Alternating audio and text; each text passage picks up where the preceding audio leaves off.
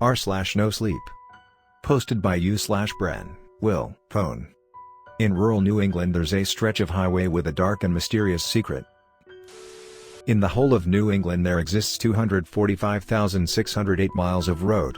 Highways make up 1,579 miles of this.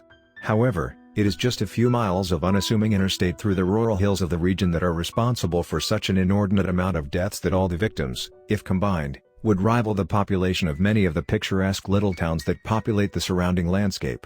Locally, this plain stretch of straight, four-lane blacktop and short, curving off-ramps is known as the sleeping exits, though none of the local publications have picked up on the moniker, likely believing it to be in poor taste. There isn't anything special about this short section of highway at all. In fact, it's quite ordinary. Nothing about it jumps out to even the most observant of operators that would suggest an unusual amount of danger at hand. No abnormally sharp turns, no odd or irregular road configurations, no bottlenecks and almost no traffic to speak.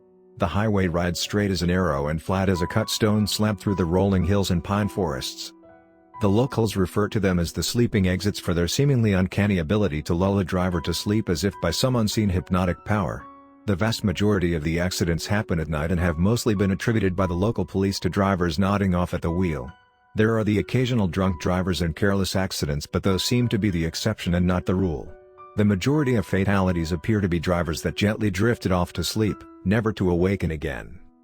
Just last year, a tractor-trailer truck went off the highway at 3 a.m., plowing through a drainage ditch and a pair of chain-link fences before jackknifing, flipping on its side and coming to rest only feet in front of a gas station across the street. The driver was killed after being pinned under the wreck for over an hour. An autopsy revealed no alcohol or drugs of any kind in the man's system. There were no other vehicles present on the scene and there were no skid marks from braking or otherwise until after the truck had jackknifed. The only witness to the crash was the clerk at the gas station who said he just saw the truck drive straight off the road for no apparent reason. A few months after that, at around midnight, a family of 5 that was on their way back to New York from a leaf-peeping trip drove through a guardrail and head-on into a concrete overpass support at nearly 70 miles per hour. Everyone in the car was listed as DOA at the local ER. Once again, no drugs or alcohol were found in the driver's system and the accident was only reported by a highway patrolman who happened upon the crash some minutes later. There were also no skid marks or any other signs of braking by the driver. They just drove right off of the road to their deaths. These are just few of the more grisly examples of the exit's victims, though there are countless more to be found by anyone willing to do their research, and they all seem to fit, more or less, the same description: a vehicle driving late at night, seemingly without provocation from any outside force, drives off the road with no sign of hard braking, fishtailing or loss of control of any kind. The driver's body, when tested later, shows no traces of intoxication. The only logical explanation for the crashes being that the driver was asleep at the wheel. Personally, I've driven this very stretch of highway numerous times in my life and can bear some witness to its mysterious soporific ability. There is a popular bar and music venue at one end of the exits that I frequented to watch local musicians play. I would drive up from my home usually around 5 or 6 p.m., before darkness had fallen, and return late, in the dead of the night. I had to pass directly through the 6 exits that made up the dreaded length of highway.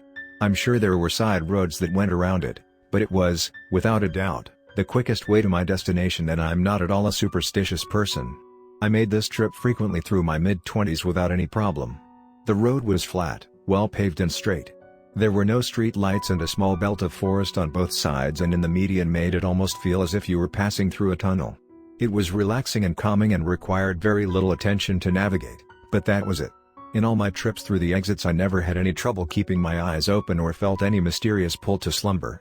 Sure, it seemed that a truly exhausted driver would be more likely to nod off in this section, but that alone didn't seem to account for the sheer volume of strange and violent wrecks that took place there. I figured there was some reasonable explanation to it if one were to look close enough. Maybe the numbers were inflated somehow. Maybe this route happened to be a convenient one for those making very long drives through the region?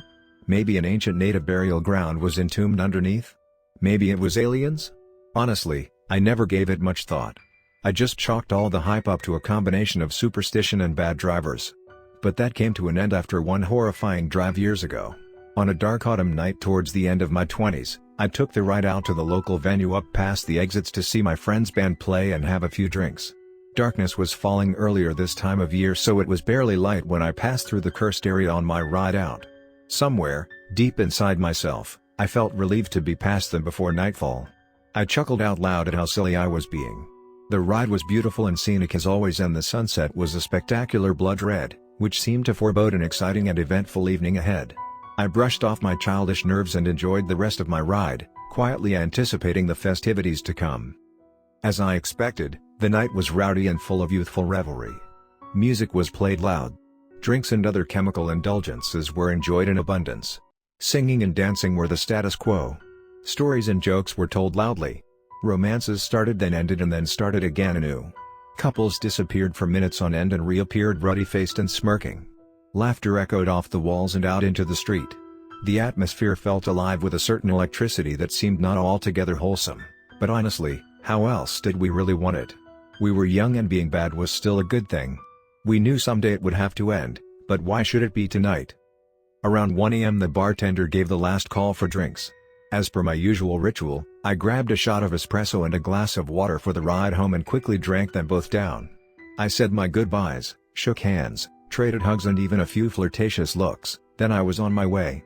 I didn't like to linger. Besides, the night was dark, crisp, exceedingly beautiful and cast in the light of what appeared to be a full moon. I was looking forward to the drive home. I rolled my window down to let the night in. I put the car in drive and pulled away into the dark, headlights illuminating the way. Before long I was back on the highway and nearing the sleeping exits.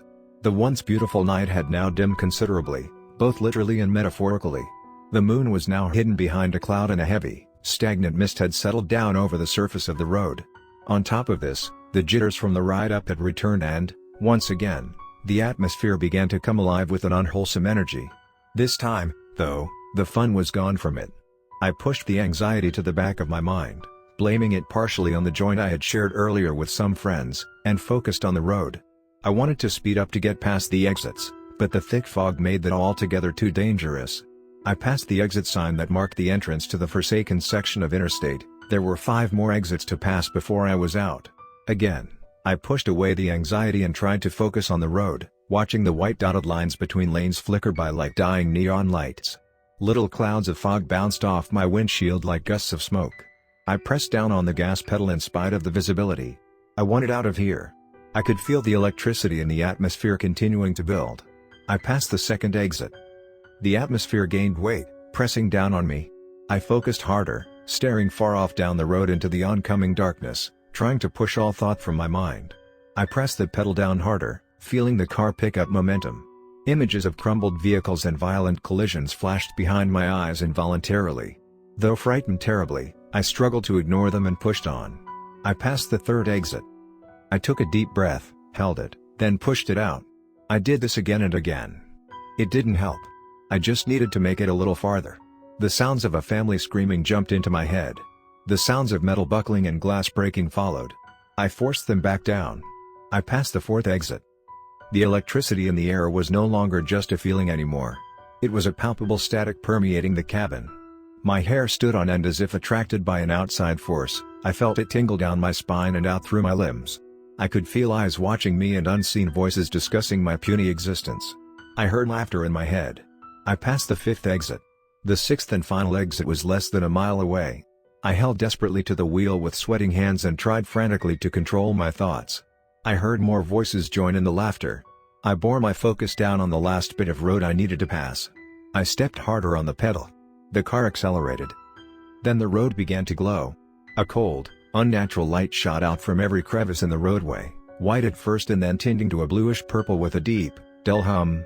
A rumbling tremor shook through the car. I tried to hold the wheel steady. The light grew in intensity until blinding. I took my hands from the wheel and held my arms in front of my face and ground my eyelids shut. I groaned. There was a sound like an enormous pool of gasoline being lit. The light grew even brighter and a jolt of energy struck me like a hard kick to the chest. I was paralyzed with shock. The car felt like it was floating through space. With a terrifying effort I forced my eyes open. The same bluish light hit me with the force of a cold dead sun. It was humming and pulsating with an overwhelming intensity. I was floating into it, spinning in circles. A throng of voices began murmuring wildly in my ears, like a swarm of insects. I could make out one screaming for help. It cried my name. It cried with the fear and panic of a man being eaten alive by a predator. I saw blood. I felt death. Another voice joined in crying wildly for help. I saw its broken bones. I felt its horrible pain. More joined. I cried out in anguish, clamping my hands to my ears and holding my eyes shut so hard my face ached. Hundreds of voices were crying out now. Some were burning, others being torn apart by unseen things, still others crushed under incomprehensible weights. The din felt like it would rupture my skull. My body was spinning out of control as if on a runaway carnival ride. I thought I would vomit. I thought I was going to die. I screamed out in agony. I writhed in the pain of the innumerable tortured souls. I screamed louder. I screamed until my throat was on fire and I tasted blood. Then, all of a sudden, I was back on the highway, barreling past the final exit at an alarming speed. The car was pointed off the road towards a 50-foot drop off an overpass. Instinctively, I jerked the wheel back to the left. The car began to slide on blacktop slick from the low fog. My mind came back to me long enough to remember why I bought this particular car. The brand advertised a legendary all-wheel drive that had proven itself, in the short time I'd been driving it, to be more than mere hyperbole. With my final remaining bit of clarity, I steered into the slide and, as the front of the car came back around, I timed my moment and gave the throttle the merest flick. The tires bit into the road like a vice into a piece of plumbing. The little car held straight. I steered the wheel gently to the shoulder and gradually rolled to a stop. I sat, hyperventilating for what felt like eons. I subbed into my hands, the full weight of what just transpired bearing down on me. I subbed until my memory went blank. I don't recall how I got home after that. Needless to say, I don't drive through the exits anymore. I also don't take local legends for granted anymore either. The consequences are too dire. I've tried telling my story once or twice to my more open-minded friends. While they listened politely, I could tell they didn't believe me. So I've stopped telling it altogether. Hopefully, writing this down and sharing it here will help me process the events and, maybe, get over it. At least somewhat. I want the nightmares to end. I don't want to hear the screaming anymore. I don't want to feel the pain of all those poor souls. I want peace. I want to rest. So please listen to my words with an open mind. Try to at least take them seriously, however difficult that may be. And if ever you find yourself driving through an abnormally dark and level stretch of highway in rural New England, please take the back roads instead. It may save your life. They're more scenic anyway.